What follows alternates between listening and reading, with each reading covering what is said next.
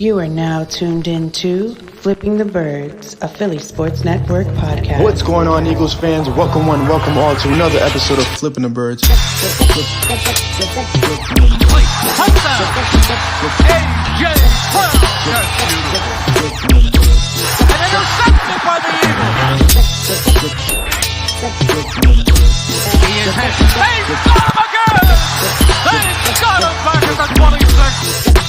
He's into the end zone. Touchdown, Eagles. What's going on, Eagles fans? Welcome one, welcome all to another episode of Flipping the Birds. I'm Brian Cameron alongside Eric Reese, Morgan Burkett. How you guys feeling? Doing all right. Feeling good. Feeling well. How about yourselves? Doing good, man. Doing good. I am baffled at the moment. I don't know if it's been a while since I streamed with you guys, but apparently as I was trying to go live, I was told that we apparently need a premium subscription on Twitter or X to go live on X now. So, I was looking for that. Well, that's a good thing. I'm going to stop looking for it now. Yes. So thank you to everybody that's joining us on YouTube. Yes.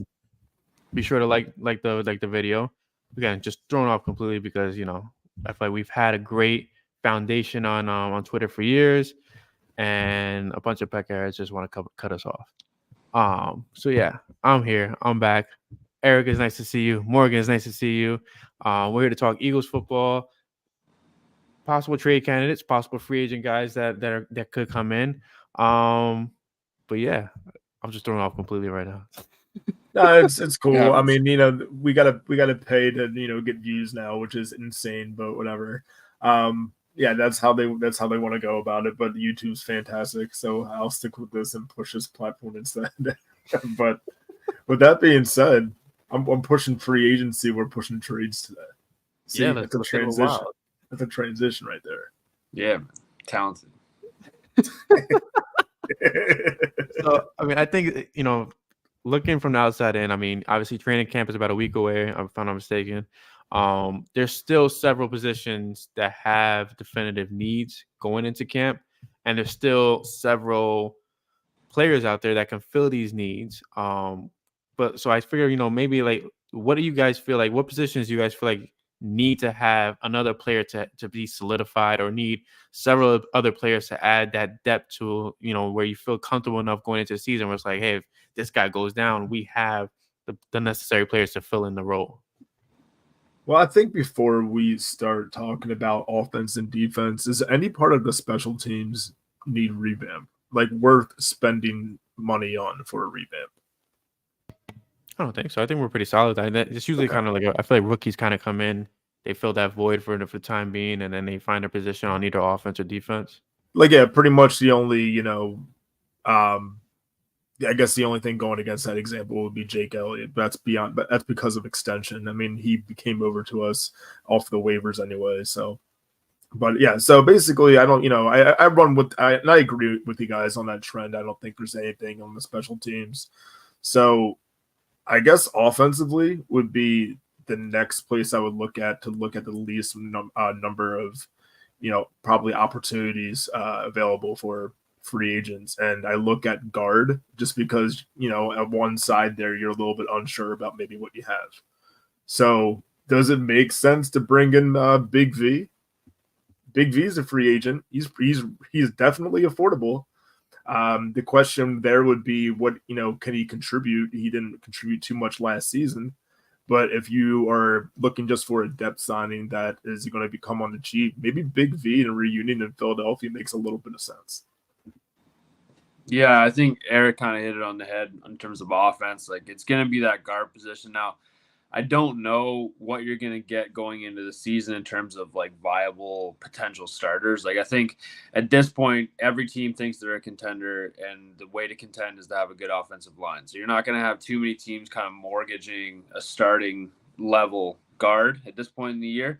But a veteran backup like Vitae, like that's a good option. I think that's kind of where they could go. And you know, who knows? I think, you know, Becton coming in, like potentially an opportunity to kick inside.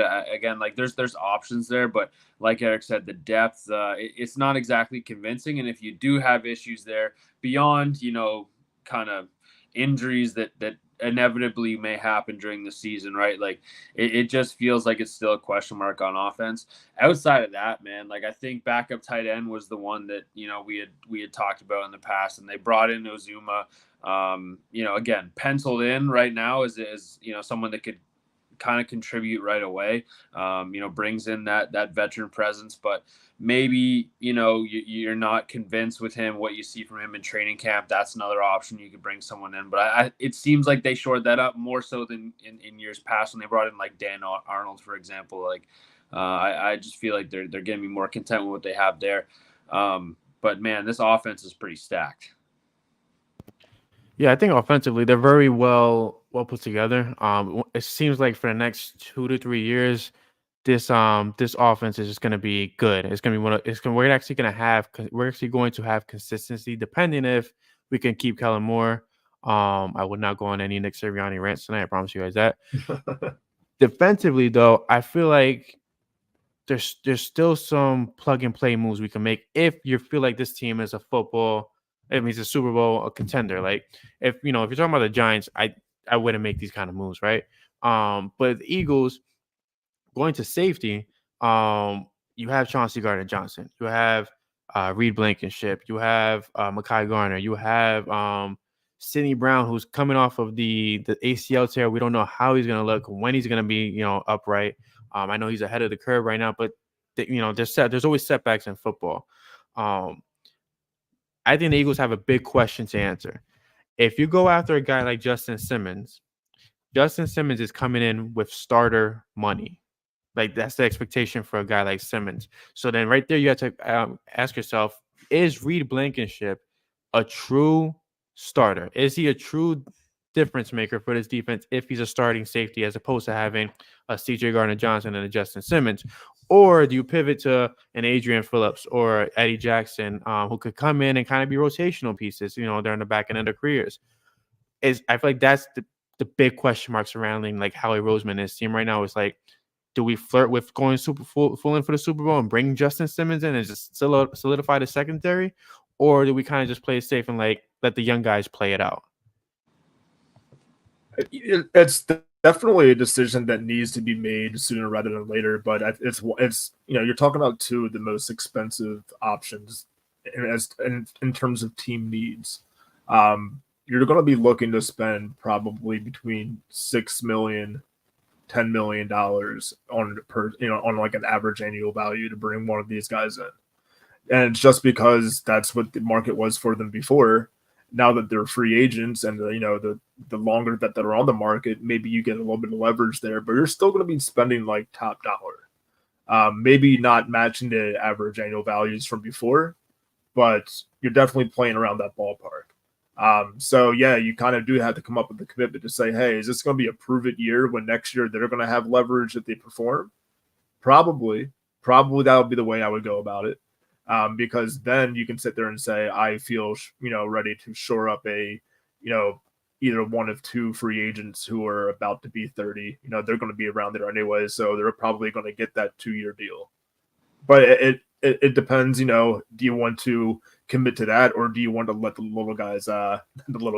rookies, pretty much get out there and get at it and develop, because, that has more longevity to it. So it depends what window you're trying to play to. Are you trying to win now, or are you trying to also win now but also contend in the future? Yeah, I see there being two windows where the Eagles could add a safety, and they're pretty obvious when it is before the season or close to the trade deadline. But I think they have kind of different purposes. As you could look at adding a veteran now. I don't think that that's your long-term starter, but you're missing Sidney Brown for X amount of weeks, hopefully not that many, but up until then, adding a veteran that at least can, help the rookies and help the young guys learn this defense, get accustomed to the NFL, I do think that we may see Cooper DeJean out there early, which is fantastic for his development. Now, throwing him out there at safety and watching him get burnt isn't going to be good for his development, right? So it really depends on how you feel about him. Obviously, they drafted him high. We've seen what he can do on the field, but it is a transition still to the NFL. So I see, bringing in a veteran just to help him along a little bit early, and in the meantime, take some starter reps. That could be a viable option, and then at least until you get Sidney Brown back. Or, you look at the trade deadline, and I think just better options will be available. Teams will start realizing, we might not be making the playoffs this year, looking at contracts for next year, et cetera, et cetera. And so I could see them then adding a guy that's a true starter that comes in and kind of changes the course. But in terms of, the starting the young guy or the vet, I think, you drafted these guys to eventually start them. The other thing about this defense is, that safety and slot position are fairly interchangeable. So you could look at Avonte Maddox as one of those guys that kind of plays a little safety for you. While, right, one of those young corners that showed the ability to play slot, plays in the slot for a bit. But, the Eagles have options here. I don't see safety as being someone they add or a position they add to right away, but definitely during that trade deadline, if the young guys aren't panning out, I could see them adding someone. Between like a Justin Simmons or somebody like Eddie Jackson, who do you think would fit the Eagles the best? I mean, to me, I look at Simmons and say that's probably going to be an option where I don't have security at strong safety for the future, so I can develop the free safety position and then kind of maybe get a free agent and see what happens of it. So that would be my pick between the two. What would you guys say? I agree. I think Simmons is the better player, so I would go with that. Another guy we haven't mentioned yet is Budda Baker, right? We talked about him coming to the Eagles last year. The Cardinals clearly don't have him in their future plans. They only got so many years left. Makes sense for the defense. That's another kind of strong safety body type that has some versatility. Probably lost a step at this point in his career, but showed he could do both, at least mentally earlier in his career. So that's another option. I would definitely go Simmons. I feel like having Simmons back there with Chauncey Gardner-Johnson, and this is we're all about the same age, right? It's like lethal weapon. I feel like you have Danny Glover and Mel Gibson back there. You have the swagger and you have the vet, right? I think that'll be an awesome combination. And on top of that, like you're adding a blanket of a little bit of peace of mind for your cornerbacks, right? Like Darius Slay could go to work without having to worry about who's behind him. You can have Quinyon Mitchell, you can have Cooper out there, you can have Isaiah out there, and these guys are able to actually do their job without having to worry about who's behind them. And I feel like as much as as flack as was given to James Bradbury last season, I feel like a huge part of his dip in production had to do with the rotation of safeties behind him. Like there was no consistency back there for him to rely on, and it seemed like he was playing like he was always overlooking his shoulder just in case. So I think adding a Justin Simmons, even Eddie Jackson, but I feel like Justin Simmons is just to me it's like I don't want to say Super Bowl or bust for the Eagles, but you're in a place where it's like Super Bowl or bust over the next 5 years. Like that's your window right now. And you see, do you start now or you wait and allow teams like the Packers to creep in, allow teams like the Vikings to possibly get, find their footing with, JJ McCarthy, whatever case may be, or even Washington. Like if a team like Washington gets Brandon Ayuk, they have pretty damn good wide receiving core to go with Jaden Daniels over the next 5 years or so. So it's kind of like you either want to be ahead or you want to go at your own pace. Going at your own pace, it's at your own risk. Going ahead is kind of like, hey, what do you have to lose? Like you have the offense you need to win, and you can have the defense you need to win. Like this feels like a kind of like an addition of like what we did with Patrick Robinson. Like it was a no-brainer. Like bring him in. He was overproductive. He walked at the end of the season, got his contract. You could do that with Justin Simmons because Sidney Brown is going to be that starter for years to come, I feel like. So what would be the number if he were to sign a 1 year deal? If he were to sign a 1 year deal with Howie, what do you think the number would be? Who just signed recently? It was a safety that just got off the market for like a super cheap deal. Somebody just signed. Oh God, it escapes me, but there, and Morgan, correct me. There's a ceiling on how much a player could sign for right now, right? If I'm not mistaken. I mean, I feel like you can always circumvent ceilings, but Yeah. I mean, Howie's world, you definitely can. I mean, it looks like John Johnson signed a 1.38 mil for 1 year, and then Jamal Adams 1.29, and then there's also no, that's what I'm seeing most recently. So Adams, Simmons is getting richer contract than that. I absolutely, but I mean, I feel like if you're doing a 1 year, like, yeah, 1 year with an opportunity to win, right? Like, if anybody can not sell that, it's Howie Roseman. Well, and that's the thing, right? Like, I think that's one of those like mid year kind of opportunities you look at, right? It's like, I can see them adding that guy. I think that, right, like the problem with adding one of those veterans right away, knowing that they're gonna start, is now you're telling Reed Blankenship potentially, Sidney Brown, he comes back. Who knows where Cooper DeJean's going to play? All these young guys you got that need playing time. You're telling them, okay, take a seat and watch. And again, like Brian said, there's a window for sure, but the window is 5 years, right? And so, as much as like I think that guarantees you, well, not guarantees you, but increases your odds of wins. These young guys over the next couple of years could pay major dividends to give them playing time early. So, as much as adding one of those guys would be good, one, eventually you're going to have to start paying your own vets, right? Like the Eagles were fairly fortunate this past year that they didn't have to shell out a whole bunch of money. They're major guys.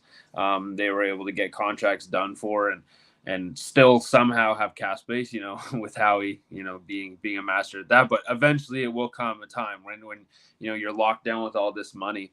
Because Justin Simmons, I think, is a guy that's going to want, potentially 3 years, right? Eventually down the line, maybe not this year, but taking 1 year rentals on guys doesn't seem to be the solution for the Eagles over the last couple of years.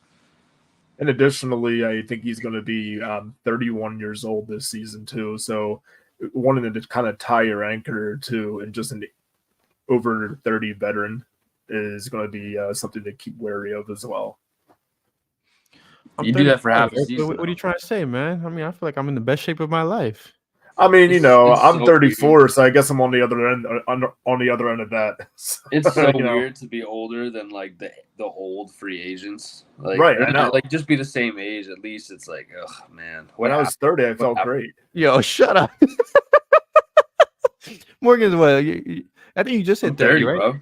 I just turned 30. Yeah. Yeah, you're. But still, like 30 as a free agent, you're like, oh man, maybe I get a 2-year contract here and stick around for a couple years. I don't have to move my family every 6 months. But it is kind of wild. Like you're saying, like you're not really old. Like I know, but in NFL, like that's what you always when you're growing up, you're like, you started, the Madden superstar mode. You're like 21. You're like, I'm never gonna be 21, man. It's never gonna happen. Like that's so far off. And then now you're 30 plus. It's tough. It's tough. You guys don't remember the first day you were older than the first round draft pick? That was a huge day. I don't know about you guys. That was a huge day for me, man. That was tough. I'm just out of touch with everything, I feel like. So, no? I mean, yeah, I feel old every day.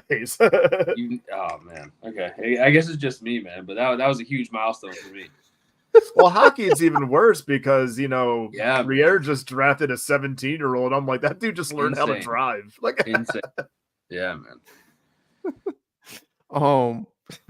So let's move away from free agents because apparently we're old as shit compared to them. Thank God. But trade candidates. I mean, I have a player on my radar that may not make a lot of sense cap wise, any type wise, but I feel like the Eagles still need to bolster their pass rushing attack, and I feel like Khalil Mack is due for a Super Bowl. His cap hit is $25 million. That's all of it. That's all we have. That's all we got. But he walks at the end of the season. So I feel like they did something similar to Robert Quinn, where Robert Quinn's cap it was wild and they found a way to navigate through it. And I feel like Khalil Mack could be in the same kind of position because I don't see the Chargers being contenders this season. I mean, you lost Keenan Allen, who should have been a franchise legend, and you guys should have kept him to the end of his career. You lost Mike Williams, who, yes, often injured, but he's also often productive when he's on the field. You lost Austin Eckler. You gain Jim Harbaugh. But Khalil Mack, like you could get a good, third, maybe fourth and a fifth out of the Eagles for him. And to answer Ron's question, Khalil Mack is 33 years old. He's 2 years younger than me. Leave me alone. You're older than veterans, dude. Bro, what is wrong with you? So are you. How old were you when you found out you're older than Jason Kelsey? That's me the next question, isn't it? Yeah, hold on. Let me check how old he is. Hold on 1 second. Because if that hits, then I'll be like, all right, dang. Tracks. Oh no, we're younger than him. He's 36. He's 36. Do you know sad though? The guy you're just talking about, that's a franchise, legend, is 32. Keenan Allen's only 32. Isn't that crazy? They just sent him to Chicago. Like, yeah, you're washed. I'm like, bro, you're not. Like, I'm done with this episode of Flipping the Birds. We should just sing you happy birthday for the hell of it, dude. It's crazy because they're pretty much the same age, and we talk about them so differently. Oh, Khalil Mack still got tread on the tires, and like, yeah, Keenan Allen's like a legend. He's gonna have his jersey hung in a couple days, and you're like, he's actually younger. I don't want to say anything that's gonna be a knock on Khalil Mack. I hear you, but age is age, and we're older, dude. That's all we got. Damn. Yeah. You know you're older than Taylor Swift. All right, guys, that's been the podcast. So. I don't know where we go from here. Like we've acknowledged that we're older. older. Broke my mind. We're talking about trades. It broke my mind. Flipping the retirement home. Yeah, Morgan has ruined football for us permanently. I'm sorry, man. I'm sorry. That could be a TV show where I smell money. I don't know. I smell money and flipped in a retirement home. Facts. Damn. We're gonna have to move to a baseball podcast if we're getting that. Yeah, that's an old man's game, right? Yeah, like, man. Everybody's over 30. Yeah, man. Golf. Under 40. Can we talk about golf? Can we be Jets fans to talk about a quarterback? See, I wasn't gonna say anything, but I mean, how did all the Jets fans get like hyped up about like, oh, our quarterback's Aaron Rodgers? I'm like, he's 40. Yeah. Like, you can say that with confidence. Exactly. Like, I'm not 40. Man, exactly the amount... right, dude. Like, I feel old every day, and he's 40. And I'm like, I get he's peak condition 40, but it's also unsurprising 40 about what happened. It was one of the rookies is younger than the amount of time he spent in the NFL, right? Like there was that in an interview. It's like that's insane. I mean, Brady did it, I guess, and like won Super Bowls, but that's Brady. I don't know. There's so much hype behind the Jets this year. It's like, did you see all the hype around Devontae Adams becoming a Jet? But mind you, like, there's nothing. Nobody's talking about trading them. Now, I mean, good transition to trades though, because the Raiders could be one of those teams, right, where they're kind of mortgaging guys, and like, not that it's the most talented roster, but there are teams like this. Transition to talking back about trades. Don't sell me on Mason Crosby because not Mason Crosby. I mean Max Crosby, but Max Crosby. Wow, yeah, Mason Crosby the kicker. But like, no one's going to get a second kicker, Brian. I feel like teams like that, again, we're early on in the season, but as you go on, like there's going to be teams where, they just don't have a shot, and the Eagles are going to be able to swoop some guys, and we can talk about Eagles trades. I was trying to give you the segue, Brian. Listen, I would love it if they could make a move for a guy like Max Crosby, just because like I don't know about you guys, but like the edge does not. Like, I get we paid big money for Bryce Huff, but nobody can tell me that Bryce Huff is not a question mark. Like you just really can't, because he was part-time, right? But now you're talking about full-time snaps. You're talking about also. Like you're the guy. Like Brandon Graham is on the tail end of his career. He's not going to get as many snaps as you would expect him to, like he did in previous years. Josh Sweat, he's 1 foot out the door. Nolan Smith, nobody knows what he is right now. And then after that, it's a bit of a fall off, unless you're getting creative and throwing Milton Williams at edge or Jalen Carter at edge. But like, as long as I've been an Eagles fan, the edge has always been priority. Right. And it just feels like it's weird to say like, it's not right now. And I get it. Like you have Carter and Davis in the middle, but like you still need that. And you had that with Hassan Reddick, but he's in Japan, cosplaying. and not showing up at Jets camp. We won. We won. That's all that matters. We won the trade. I'm just hoping Bryce Huff hits the way it should. But if it hits like Maxwell didn't hit and Asamoah didn't hit, it's gonna be like, damn. You know what this sounds like right now? Like this kind of what you just described, like, you know, us basically transitioning from Reddick to Huff. It kind of says, I know they weren't traded for each other, but like, you know, just the exchange for it. It reminds me of like how the Sixers must feel when it was like Ben Simmons and, you know, Harden. It's like, oh, we're getting somebody that Ben Simmons is like just playing video games, and like, you know, Reddick is like cosplaying in Japan, as he put it. Like what you just described to me is exactly how I felt when everybody was talking about Sixer stuff as like not really being a basketball fan. So I don't know. I just feel like that was relevant commentary. You know what it is that Philadelphia allows people to feel free in being themselves, and they're not accepted anywhere else. So it's like, bro, you know how they'll have like injury reports for I hope so badly that Poseidon's on Reddick not show up to camp. It just says cosplaying in Japan.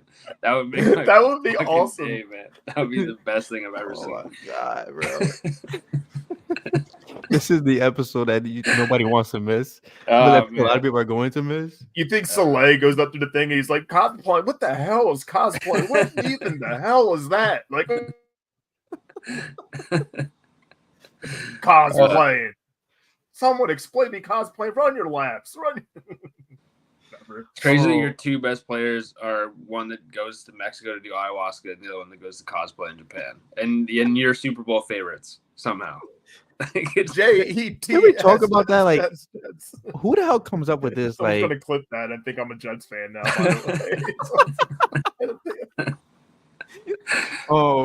Who comes up with the system or the criteria that says these guys are Super Bowl contenders and then these guys are top 10 players, these guys are top 100? Because I have a bone to pick with everybody. Like, how is Jalen Hurts not a top 10 quarterback? Or shout out to PFN.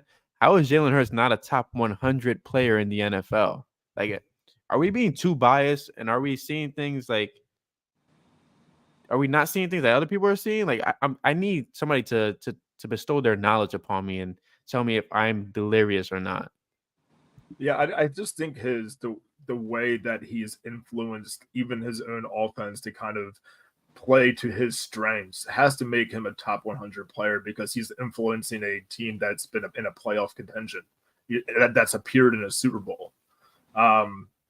That's wild to me, even if you don't like the way that he handles media, or if you don't believe he's a good leader, or you don't really have a relationship with him and he's kind of like stoic, if you want to put it that way. But yeah, like he's definitely a top 100 player. Like I would like to see the list of, you know, all the people in front of him and just kind of go like, oh, maybe, you know, kind of judge it, I guess. But I definitely don't understand how he's not the top 100. To me, man, it's weird that Jalen Hurts is being knocked for other teams' front office inability to like surround their quarterbacks with talent, right? Like the biggest knock is Jalen Hurts has so much talent around him. Like that's great and everything.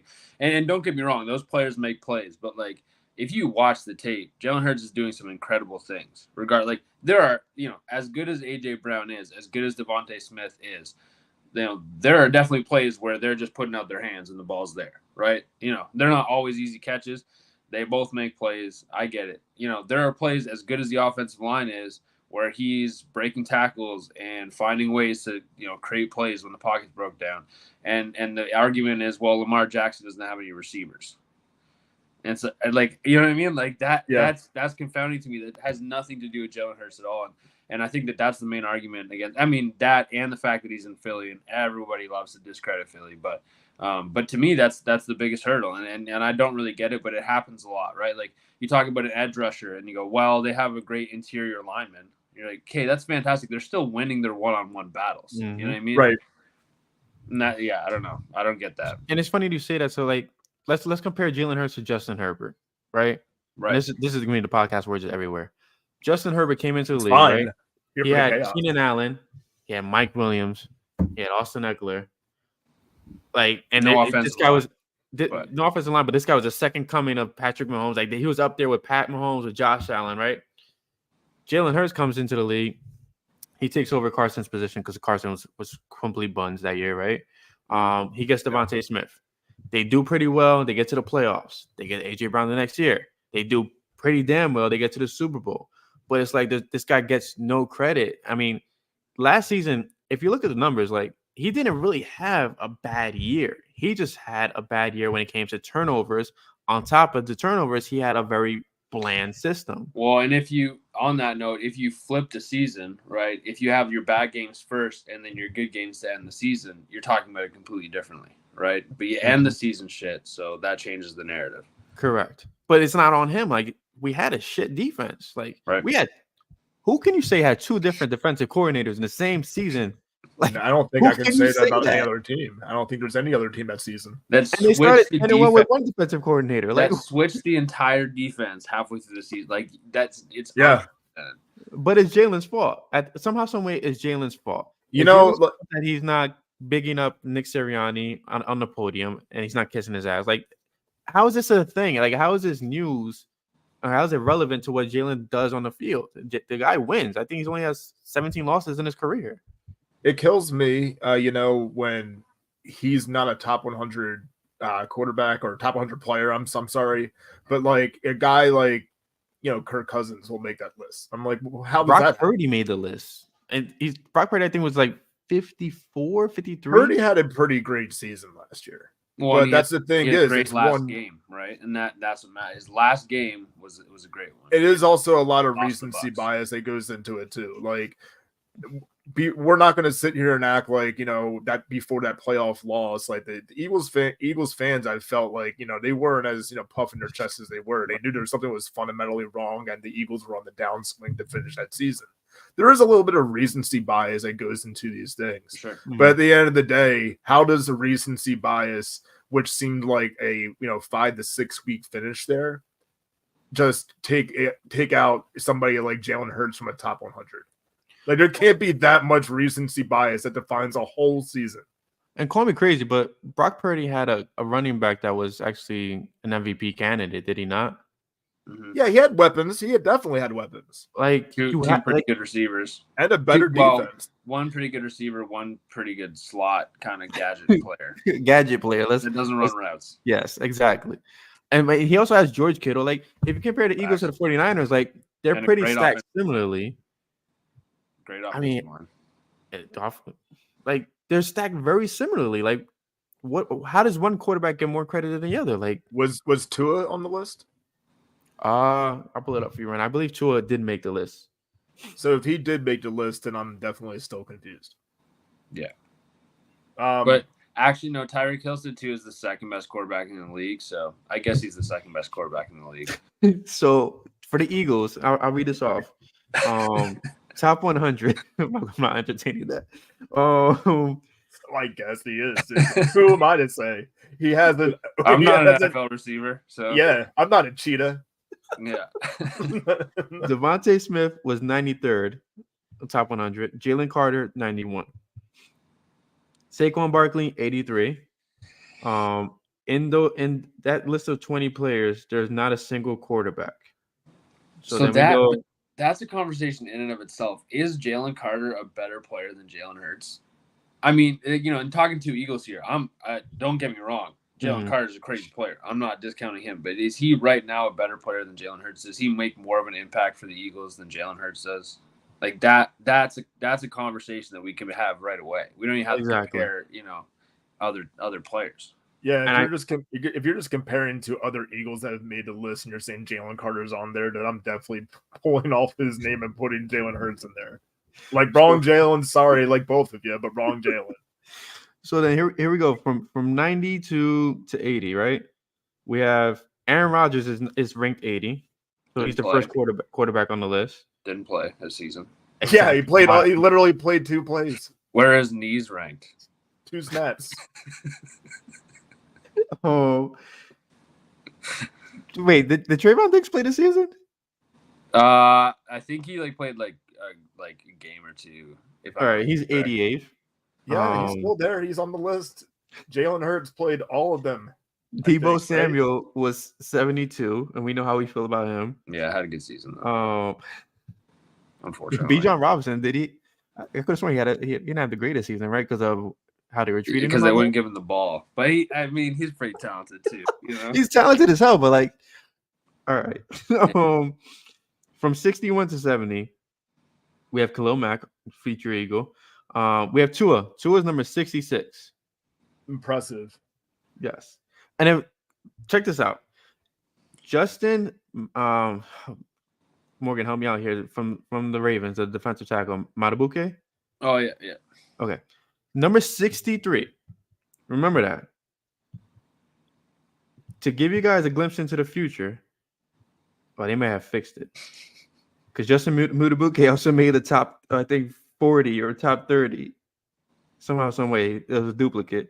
But quarterback-wise, Jordan Love, 58. If he also made the top 30, maybe that's Jalen Hurts, and then they accidentally. That's probably what happened. See, maybe we're giving. It's not the list; it's the editor. Yeah, well, wait, you're absolutely right. They put Jalen Hurts on it now. It was some number. Justin Justin was number 43 and number 63. They put Jalen Hurts at number 43. Okay. All right. All is forgiven. So all is forgiven. What? See, look, mystery solved. Mystery solved. But I caught them when I caught them with their pants down. Jalen Hurts was not on the list. Do you know what? I believe in the conspiracy. I believe in this conspiracy. There's something fishy going on. They got caught. All right, so now let's look at this. Jalen Hurts is number 43. Okay. Do you feel like there's 42 players in the NFL that are better than Jalen Hurts? I mean, that's hard to.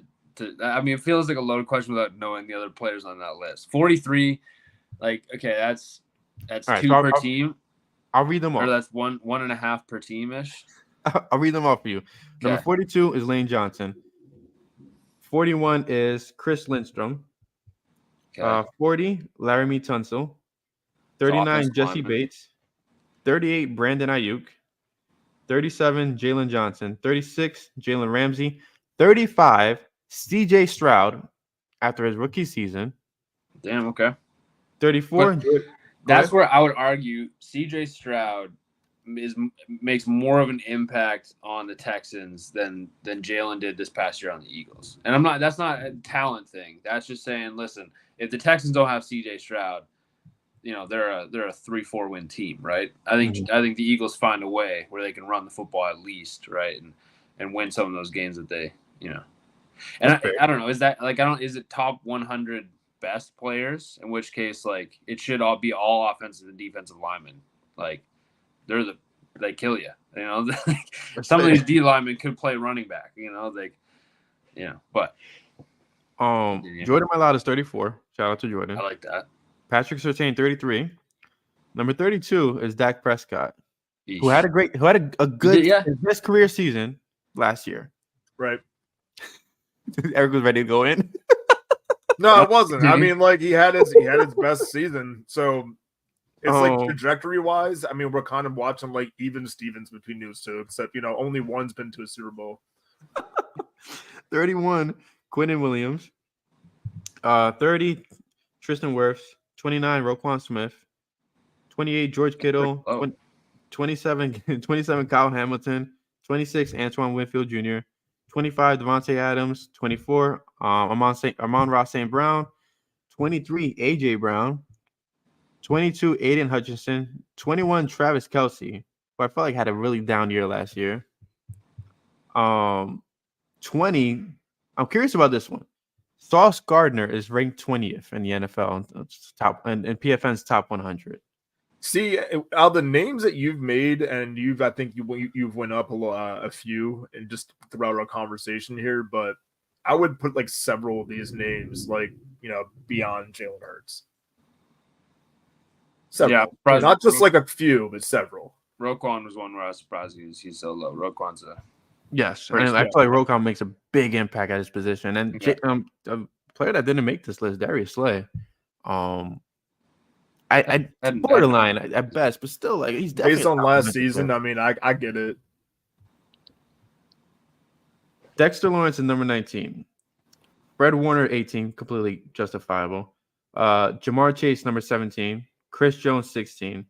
Penei Sewell, 15. CeeDee Lamb, 14. Okay, that's high. Like who's the next receiver after that was Devontae Adams at like 22 or something like that? No, Jamar Chase, 17. Oh, And then okay. Devontae Adams was 20. Devontae Adams was 25. Amon-Ra St. Brown, 24.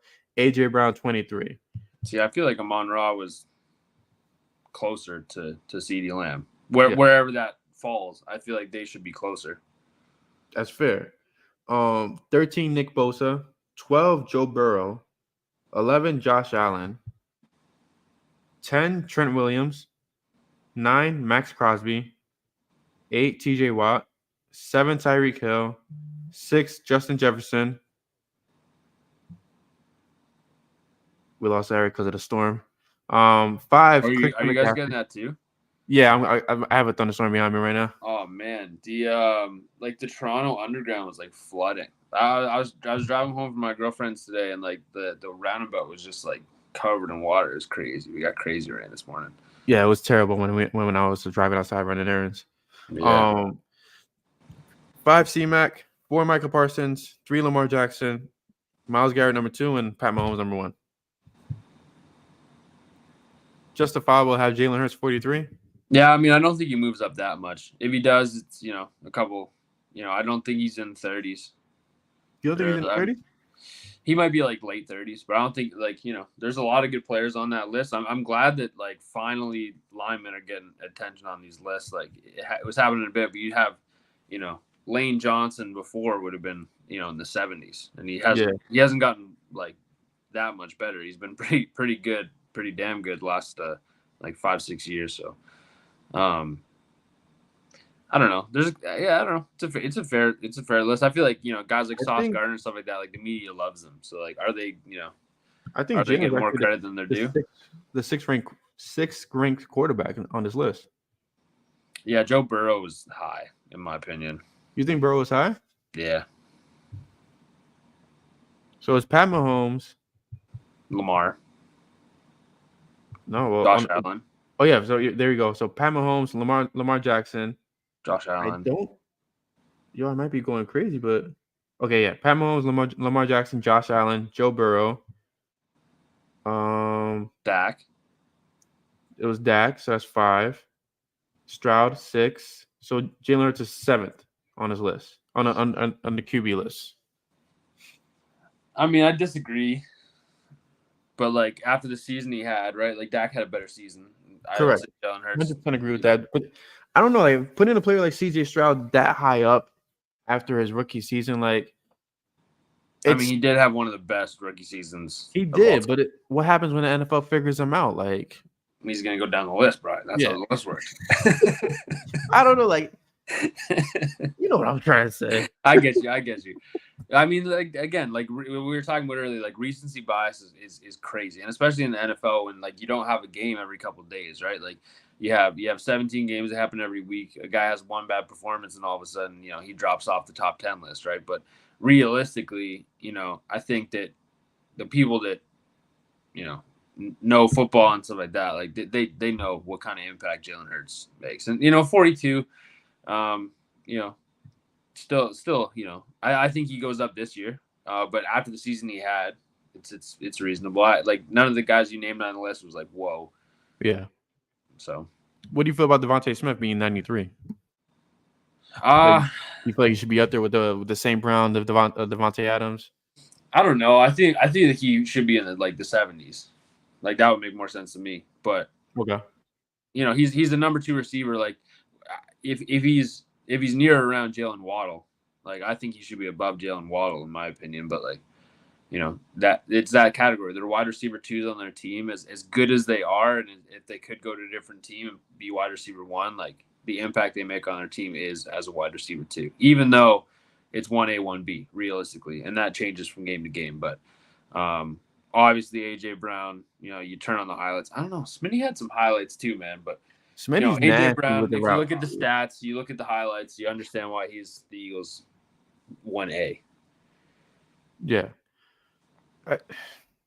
Smitty, I feel like Smitty, he needs to have that breakout season, but it's hard to have that breakout season because I mean it should have been last season, but it was hard to have that last season because the offense was just at a standstill and just was dog shit like for majority of the year. Facts. I mean, it's gonna be this year, man. He's like, even like you look at some of the receivers that when Kellen Moore was in Dallas, some of those third receivers, man, like again, Michael Gallup was a legitimate wide receiver too in Dallas during those years. You know what I mean? Like, no offense to that guy, but where's he been, right? Like, and that's what happens. Like there's been plenty of guys that they're the third receiver, the second receiver that have been playable players under Kellen Moore, and now you get a guy like Devontae Smith who could be your number one. Like he's got to go off this year. Yeah, and I think in Kellen Moore's offense, we're gonna see Kellen Moore's version of Keenan Allen. I feel like it's going to be more so Devontae Smith, and we're gonna see what with AJ Brown's a man amongst boys. I feel like he's probably to me a very underrated wide receiver just because he's in Philly. Right. Because he was on that tear, and then they just stopped throwing him the ball for some, I don't know. We don't gotta get into it, Brian. I can tell that hurt a little bit. Yeah, you know what it is. Okay, so what stings me the most in Eagles history, in my Eagles fan, I mean, maybe you could piggyback off this. When we had Terrell Owens, I hated the fact that the Eagles ruined a good thing. Well, Donovan McNabb ruined a good thing, and I was always bitter towards that because as a fan growing up, you want that playmaker guy. Like, it doesn't always have to be the QB. The QB doesn't always have to be your favorite player. For me, it was Terrell Owens at that time. Right. Then you had Jeremy Maclin, who I was a big fan of.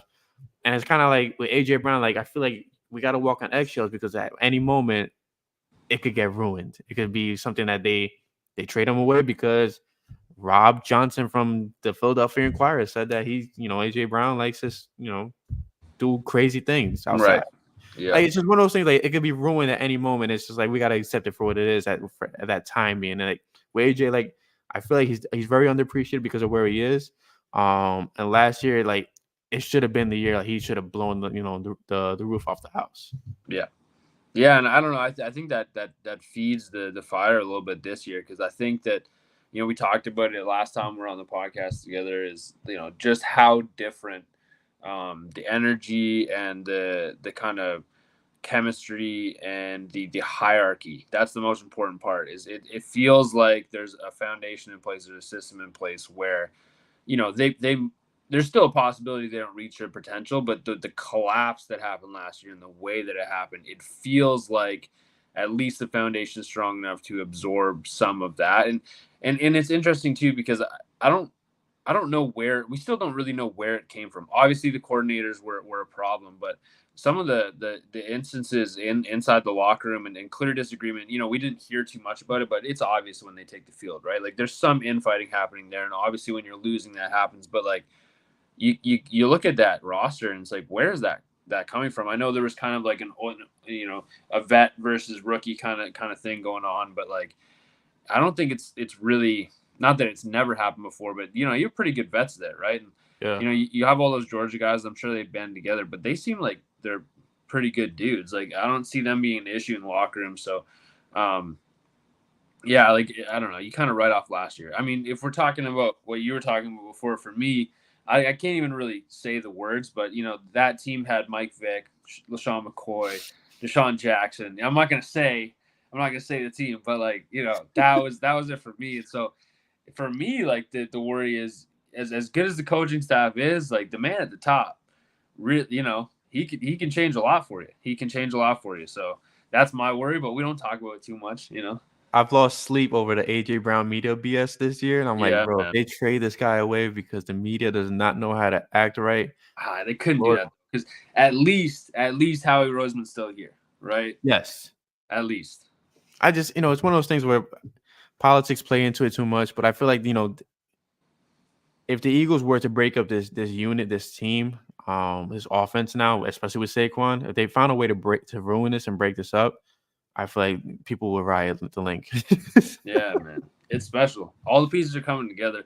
Then and it's interesting too because it's not even just within the organization, but like you look at the NFC, And, outside of the 49ers, like, you had mostly new playoff teams this year, right? Like, it's kind of, a changing of the guard, and the Eagles have an opportunity to be good, like you said, for like 5 years now. And there's kind of some teams vying for that top dog spot, but there's always the one, right, in every division that's kind of like, okay, they're always going to be good. And so this is the Eagles' opportunity to not just be good for this year, they'll be great, like you said, if they disband after this year, even if they do win a Super Bowl, it would feel like they left some trophies on the table. You know what I mean? Like, this is the time where the Eagles get a couple over the span of the next 6 years, hopefully, right? Getting one's hard enough, don't get me wrong, but they should at least be able to put themselves in a position to compete for, 4 or 5 years. It feels like the Eagles and the 49ers that are only two teams that are close enough to be able to build that next dynasty. And this is not a knock against the Chiefs. I just feel like, I don't know. I mean, something's got to give with the Chiefs soon, right? Like, I feel like the Eagles and the Niners are two teams that could really give it to the Chiefs and actually beat them, as long as they don't beat themselves. But it just feel like those two teams are on the cusp of something really great. Now, granted, if the 49ers find a way to lose Brandon Ayuk, then it's the Eagles' game to lose, because you have your main guys signed until God knows when. Like, all these like contract extensions, you have a running back signed over the next 2 or 3 years. You have your quarterback locked up. Like, they found a way to manipulate the game in their favor, and it's like, if you do not win at this point, like, it was all for nothing. Damn. I mean, you're not wrong. Yeah, what did it cost? Everything. Yeah, I mean, just sell the franchise at this point, right? But no, 100%. Like, it feels like it's their window, and it feels like they're doing the right things. I think that's what it is too, right? Like, we wouldn't be having these conversations if they're making silly moves, right? And they've just been making all the right moves for the last, honestly, 3 years now.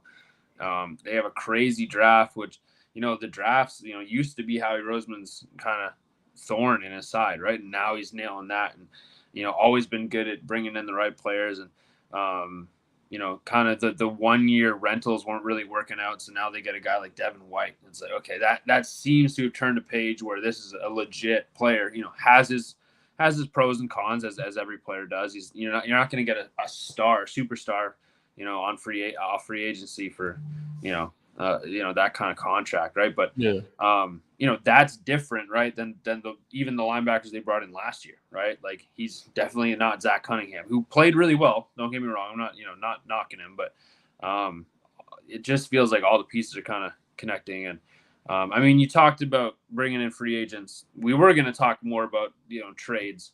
And I did my little research. So my guy, well, we got the opportunity. Might as well. We'll round off the episode with your guy. For mine, it's Shaq Thompson, right? Like, the Panthers are going to be, okay. Who knows what they're going to be, right? And for me, honestly, the biggest hole is the linebacker, right? Like, you really don't know. We talked about the pass rush, probably going to be more of a 3-4, so the ends don't worry as much, maybe. But outside linebacker now is a huge deal for this defense. And so there's a guy, I think he's 30. Not as old, I guess. It's my age, still feels Twilight Zone. I mean, yeah, okay. We don't have to go down to he's he's the age that he is, and but still can be a contributor. But I can see the Eagles adding like one of those kind of linebackers late, and versatile, can do multiple things. And so, yeah, like, I feel like that would really take the like, either it's an edge rusher at an outside linebacker position, or some kind of pass rusher. I feel like could take the Eagles over the edge. Yeah, I completely agree with that. I feel like there's still one missing piece, whether it's safety, whether it's edge, whether it's the outside linebacker position. There's something that's I feel like it's gonna come down the pipeline at some point. It's just a matter of what's gonna take to break the dam at this point. Yeah. I mean, it just feels like they're one piece away from being a true Super Bowl contender. Yeah, I don't know what that piece is yet, but it does feel that way. Yeah, like there's defense. I feel like it has to do with defense, because I feel like defenses are gonna look at this offense and be like, shit, like, they have Saquon back there. Like, I don't care what nobody says. It wasn't an overpay. Saquon is not washed. Like, let's be honest for a second. If the Giants have re-signed him, everybody in New York was still been rocking their Barkley jerseys, going crazy every time he made a 20-yard, touchdown run, or a 60-yard, or whatever case may be. Mm-hmm. He's in Philly now. He's in a better place. He's on a better offensive line. Like this guy's going to. He said himself, like this is the point where I can make my case for the Hall of Fame. Like now's the time. Yeah. I haven't done that yet. And to hear somebody like that say that, and then on top of it, you have the noise from the Hard Knocks show. Like I'm getting myself. It's hard to imagine the scores that the Eagles offense are going to, like, if you look at on paper, like what kind of yardage each of these guys should be putting up. Like there's so many mouths to feed, but like it's like this offense could put up 30 a game easy. Like this could be an offense that puts up almost 40. Yeah, right? I mean, If you on paper, Kellenmore's offense is like average about 34 a game. I'm not mistaken. well, like I'm just, like even just with those three guys, right? Like Yeah. it's crazy, right? So, I mean, the Eagles will have those games where it's like 20 in their 20s, and have that one-off game where they don't hit 20. But like this, they should by all accounts be able to put up 30 on most teams in this league, with the kind of talent they have. And let's like, Saquon's gonna have 1,200 rushing yards. Right? I don't know, man. It just feels like He might have more, but I'm saying, Yeah. like, you're hoping for that. Now you got AJ Brown, who's going to have about that receiving. You have Devontae Smith, who should have about that receiving. Like that's an incredible offense. So you just named your top three guys. Who knows what the other guys are going to add? You still have Dallas Goedert, right? You still have Kenny Gainwell. Yo, bro, come on, Ron.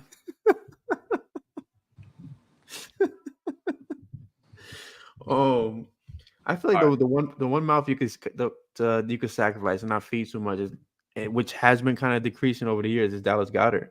I don't think he has the significant role that he had with Doug Peterson. Nick Sirianni has tried to incorporate him, and it just hasn't worked. Now, granted, Kellen Moore could do something different and actually maximize Goddard's potential, but I feel like if you're gonna sacrifice anybody, it'll be Goddard. It just makes the most sense because you got to feed Devontae, you got to feed AJ, you got to feed Saquon. That third wide receiver is not going to be as impactful as we want it to be. I don't think it's that big of a deal anymore. It's just going to be between those four that Jalen Hurts has to focus on.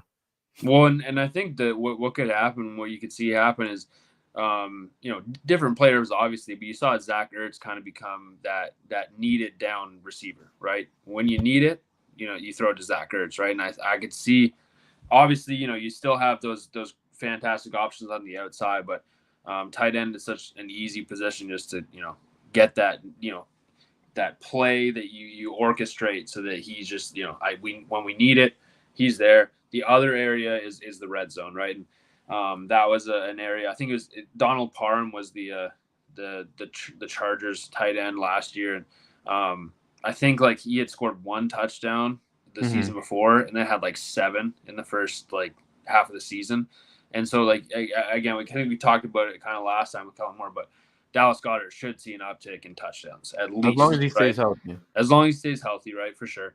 And that's why you bring in the backup tight end, and maybe even you got some pretty good young guys behind him too, right? So who knows? But the tight end position, I think you're right. When you're driving the field, you got so many mouths to feed. Dallas Goedert might be one to suffer, but when you need a third down, when you need a touchdown, it'll be him. I think so. Yeah, I completely agree with that. I don't know. I mean, shout out to Flippin' the Birds alumni, right? We had Quinn Miners on this podcast when he was a prospect. Yes, sir. He just signed a 4-year, $80 million contract with the Broncos. Congratulations. 45 mil guarantee. So definitely congratulations to Quinn Miners. Well deserved. Hopefully he sees this. Yeah, right. I kind of wish he was. He's probably watching right now. I mean, someone else could sign the contract. We're his favorite episode next to Daredevil. Leave that for your agent. But yeah, that's good to see.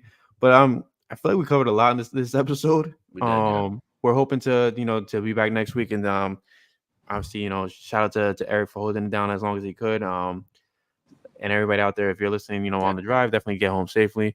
But next week, I think we'll kind of take a deeper dive into possibly Nick Sirianni and looking at where the growth is, the maturity into going into the season, the selflessness of him giving up the You reins got to a more. registered psychologist coming on the chat. There. Possibly. You guys know I might rant a little bit, but yeah, thank you everybody for joining us. No shout out to Twitter because I don't know what the hell's going on over there now. But if you're on YouTube, thank you for joining us. Make sure you guys like the video, and then we'll see you guys next week. Go Birds! Stay safe in the storm. Yes, sir. You too. Let's see where the outro.